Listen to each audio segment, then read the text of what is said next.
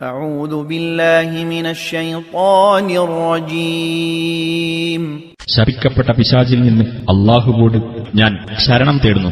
فاصبر إن وعد الله حق فإما نرينك بعض الذي نعدهم أو نتوفينك فإلينا يرجعون.